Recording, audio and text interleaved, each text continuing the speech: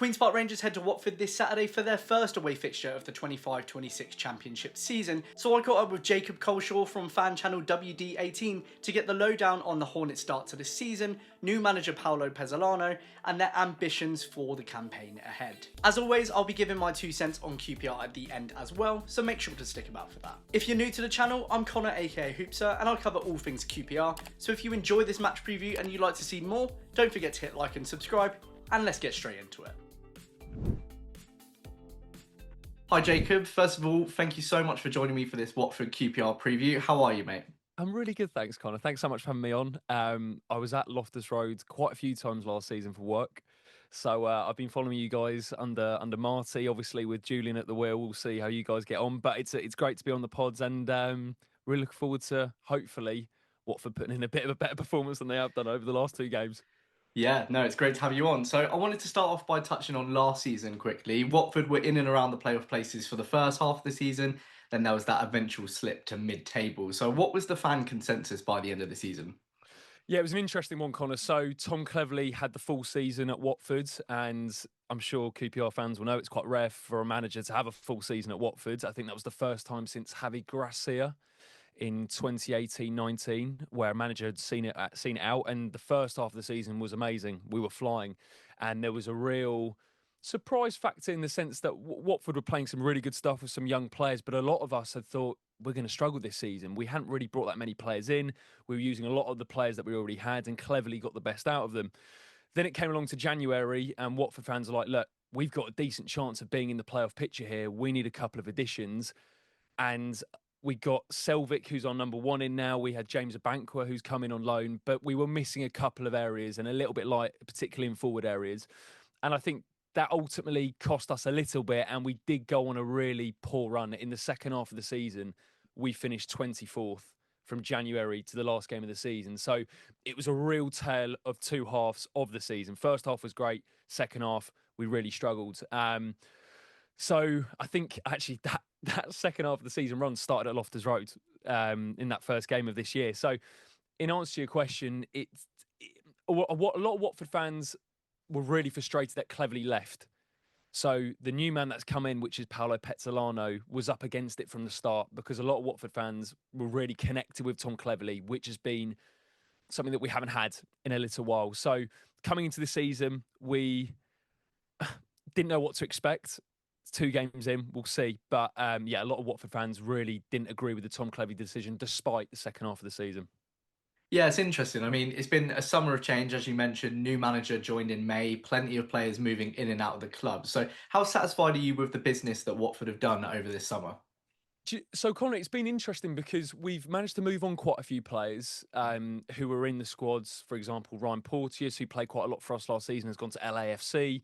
We've reduced the average age of our squads quite significantly, where we've brought in quite a lot of young, exciting players. You know, if I look at our team at the weekend, Dumbia is a young player, Karumgard's a young striker, Quadro Bar's a young player, Abank was a young player. So you go through the Watford team, there's a few older heads like your Tom Inces, your Moussa Sissoko, but on average, you're looking at around 22, 23 for the average player in the Watford squad. So if you look at it on paper, it's been a decent window, but it still feels like we're missing 3 or 4 proper championship starters. And that doesn't mean that you're going to get players who have played a lot in the championship, but experienced heads who've been there and done it at a high level. And I think we're missing that at this moment in time. There's a lot of young, exciting, maybe rough diamonds, but those sort of more polished, experienced heads were a little bit light. So we've done well to move on some players who were on big contracts and have been at the club for a little while. We've brought in younger players, but we're now just missing, I think, a little bit of squad depth, particularly in certain areas. Now, the season started with a 1-0 loss in the Championship away at Charlton and a 2-1 loss in the Carabao Cup at home to Norwich on Tuesday night. So what's the feeling a week into the season? So obviously under new head coach Paolo Pezzolano, this is his first taste of English football. He was at Real Valladolid, he was at Cruzeiro, he's got a really strong link with Ronaldo Nazario, R9, and he came in with this promotion track record. That's what he was billed as, high intensity, high press. Now, it's early stages. I don't like to make judgments too quickly, despite our ownership liking to make a judgment quite quickly. I'm yet to see that. It feels like, particularly, I was at the Valley last Saturday. Charlton's going to be a difficult place to go for a lot of teams this season, under Nathan Jones particularly, and he wanted to get one over us as the ex-Luton manager. But it felt like in the final third we lacked real cutting edge. Now, hopefully, you like to think that comes with time. But Watford were decent at times. There were some nice passages of play, but really failed to create anything clear-cut. We had one shot on target against Charlton last Saturday. Then you go into the Carabao Cup. We made 8 changes and it was a real mess. That first half was one of the worst first halves I've seen from a Watford team in a long time, to the point where we were booed off at half time. Second half, changes had to be made. We came into it a little bit more. So in the early 180 minutes and the pre-season I've watched, I'm yet to see a clear style of play. Now, you're hoping that comes with time and the new signings bed in. But it does feel like, as I mentioned in the previous answer, we're still a couple of players away from being a well-oiled championship outfit. And you like to think with Petslano coming in, a bit more time, we already really kind of need a win come Saturday, or at least a good performance. So first 2 games has been a little bit shaky. And I think because of what happened with Tom Cleverley, fans understandably are wanting results or at least performances that are a lot better than what we've seen in the first 2 games. So that's probably the overall assessment so far. Now, it's probably going to be quite hard to answer this one based on what you've just told us, but which players can cause QPR problems this weekend, and where are Watford's biggest weaknesses? Okay, so our best player is Imran Loser, who is our main controller. He's kind of like a quarterback for us. Technically, he's a brilliant footballer. I'm surprised he's still here. And he's the one man that if you can nullify him, you've got a great chance of winning, because he's our main source of creativity. He's pretty much involved in all of our build-up. He's the man that I'm sure Julian Stefan will be looking at going, let's get Madsen around him. Let's get one of our midfielders around him and just stop him at any opportunity. In terms of attackers, the one man to look out for is Quadro Bar. When he's at full flight, I genuinely believe there's no better one-on-one wingers than him. He scored in the week against Norwich when he came on, but even at Charlton, he was causing real problems for their fullback. So they're the 2 players to look out for. And we have a new striker up front who maybe is another one to look out for as well, which is Luca Kurumgard. He's a big 6'4" striker who's come in pretty mobile, likes to win a header. I'd say those 3 guys are probably the 3 to look out for come the weekend for you guys. And how about Watford's weaknesses? Where can QPR get at Watford this weekend? Yeah, I mean, this is a really interesting one. Look, the first goal we conceded this season is a set piece, so that's definitely something that I would be looking at. I think the real battle is going to be in wide areas. I look at Poku, I look at Dembele against our 2 fullbacks, and I do genuinely believe that will be the sort of make or break part of the game. If you can control the midfield area and get it out to your 2 really talented wide players, I think you can cause us some problems. I really do, because we're not really clicking at the minute in the forward line.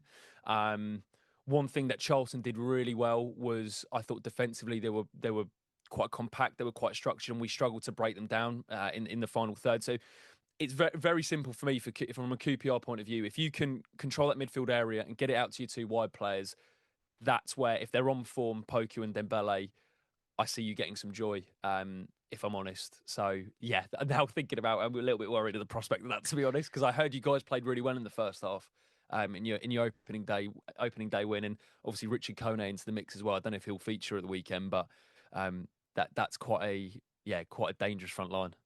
Yeah, absolutely. I think, Poku and Dembele in particular were really exciting in the first half last week. There is a question mark over both of their fitness. They both went off of the pitch in the second half. We're hoping it's cramp rather than injury, but that could well dictate how Saturday goes. Well, Jacob, thank you so much for joining me for this preview. To round us off, let's get your score prediction for Saturday afternoon. I'm a bit glass half empty, so I've actually gone on our podcast 3-1 QPR. Which, which I'm sure will be music to the ears of everyone who's watching on the channel. But I've gone 3-1 QPR just because of what I've seen so far. And I'm hoping that isn't the case, but we shall see. But thanks so much, Connor, for having me on. No problem at all. Well, we would take that score all day. Thank you so much, Jacob, and all the best after Saturday. Top man. Thanks, mate.